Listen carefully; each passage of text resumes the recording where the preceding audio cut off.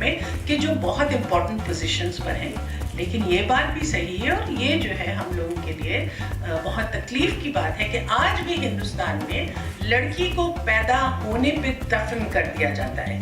Female foeticide practice होती है गाँव में नहीं, जैसा कि आप और मैं समझते हैं। इस शहर में, मुंबई शहर में, दिल्ली में, हरियाणा में, पंजाब में, महसाना में, सिर्फ इस जुर्म के लिए notions of masculinity. Why is it that masculinity is about power, about rippling muscles, about rescuing? Why is masculinity not also about equal respect? Why is it not also about compassion? Why is it not also about dignity?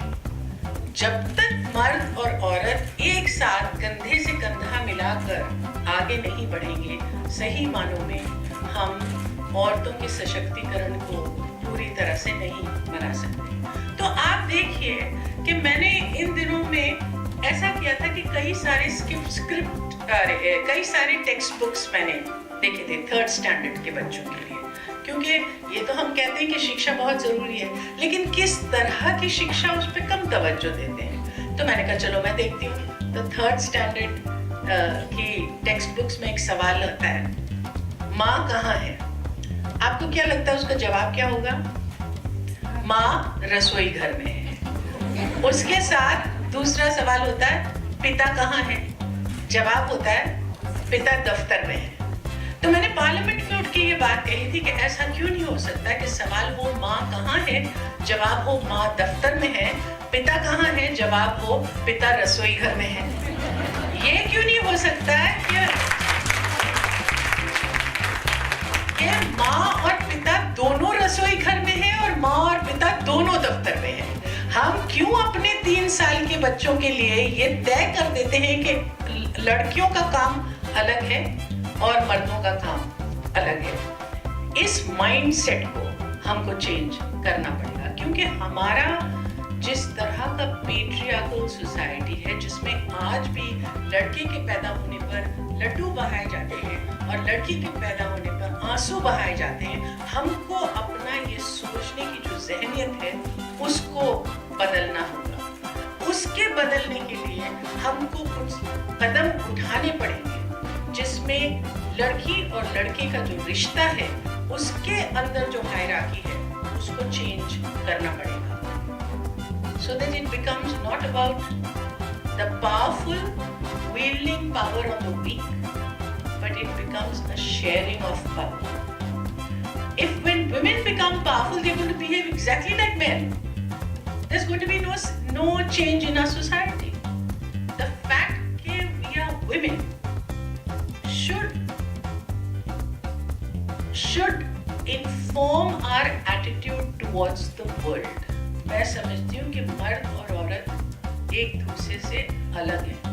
मैं ये नहीं कह रही हूँ कि बेहतर हैं, मैं ये नहीं कह रही हूँ कि कमतर हैं, मगर मैं समझती हूँ औरतों का सोचने का तरीका अलग है, और वो जो अलग तरीका है सोचने का उसको हमको डिबेट में लाना है। हमको ये कहना है कि चाहे वो इन्वायरमेंट हो, चाहे वो मेडिसिन हो, चाहे वो पॉलिटिक्स हो, चाहे वो न्यूक्लियर एनर्जी हो, हमारा सोचने का तरीका डिफरेंट है और उस सोचने के तरीके में हमको शामिल कीजिए।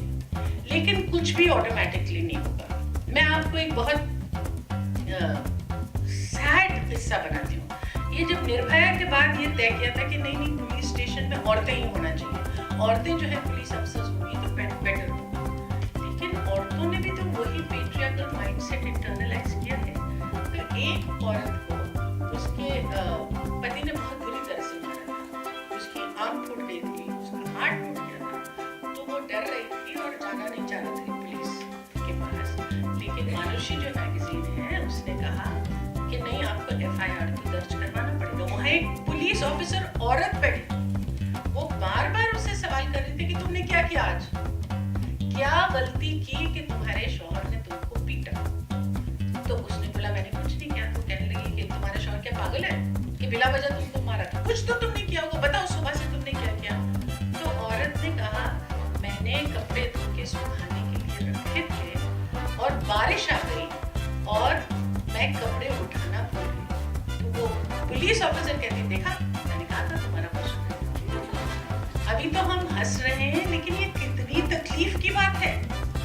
इस तरह से हमारी सोसाइटी में कितनी औरतें हैं जिनके माँ बाप के पास वो जाती हैं और कहती हैं कि मेरे शौहर ने मेरे ऊपर हाथ उठाया, कहते हैं शौहर ही तुम्हें थप्पड़ मार दिया तो क्या हुआ, उसके लिए आप शादी थोड़ी छोड़ के आ सकते हैं।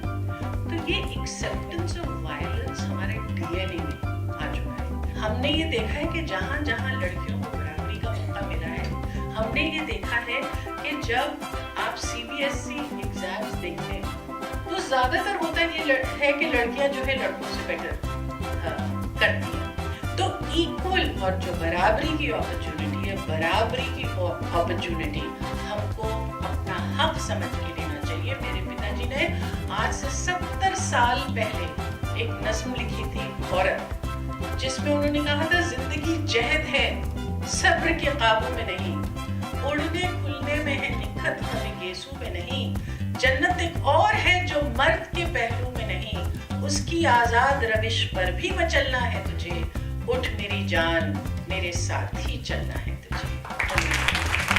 तो जब हम महिलाओं के बारे में सोचते हैं तो हिंदुस्तान में एक तरफ से हमारी प्राइम मिनिस्टर महिला रह चुकी हैं, हमारी प्रेसिडेंट महिला रह चुकी हैं, बहुत सारे इम्पोर्टेंट पोजीशंस में महिलाएं हैं, लेकिन ये भी सच्चाई है कि आज भी लड़की को पैदा होने पर उसका गला घोट दिया जाता है और फीमेल फीटिसाइड आज भी प्रैक्टिस की जा रही है हमारे शहर में, साउथ मुंबई में, साउथ दिल्ली में, हरियाणा, पंजाब, गुजरात। तो ये स्थिति जो है चेंज होना बहुत ज़रूरी है। कोई भी समाज, कोई भी मुल्क अपने आप को सभ्य नहीं कह सकता अगर उसकी 50% आबादी जो उसकी महिलाएं हैं वो पीछे रह जाएं।